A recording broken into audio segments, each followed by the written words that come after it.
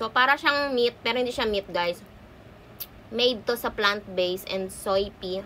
Para to sa mga vegetarian. We have 3 flavors here. Merong barbecue. Ito pala yung barbecue. Ito yung spicy. Ito yung spice flavor. Pero para sa akin, ito yung pinakagusto ko. Buksan na natin.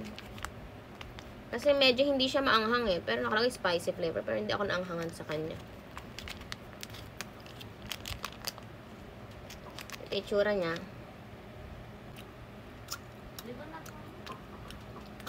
Okay. Para siyang meat. Pero hindi siya meat talaga, guys.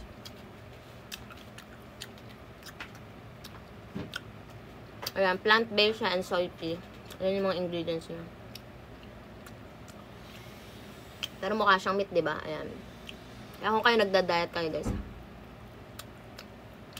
Maanghang siya, pero di siya ganun kaanghang. So, next natin tong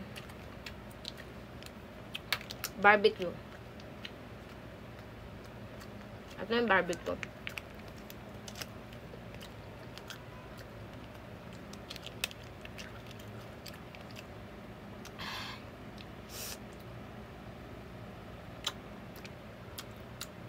Ito yung napakaanghang eh. Para sa akin, ito yung pinakamaanghang. Para siyang meat, oh. Bagay ito sa mga nagda-diet, guys. Kasi, di ba, yung alam niyo naman natin yung mga steak, mga pork, makolesterol, and talagang nakakataba, guys. Pero ito kasi, guys, plant-based siya, and meron na din tong soy pea. More on vegetables yung ingredients nito. Ayun.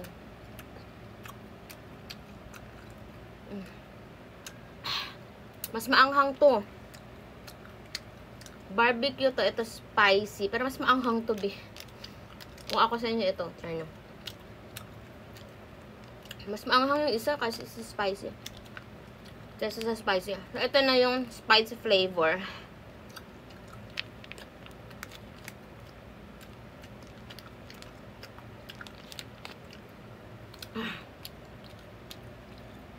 Ito yung spice flavor.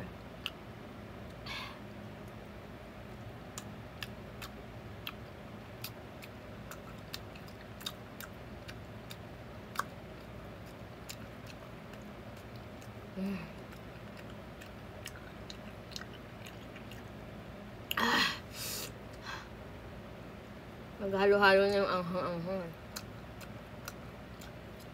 Ito yung spice flavor siya. Medyo maanghang lang din siya.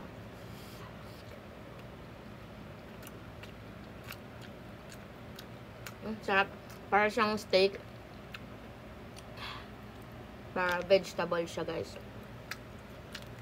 Then, kung papipiliin ako, mas gusto ko itong spicy flavor.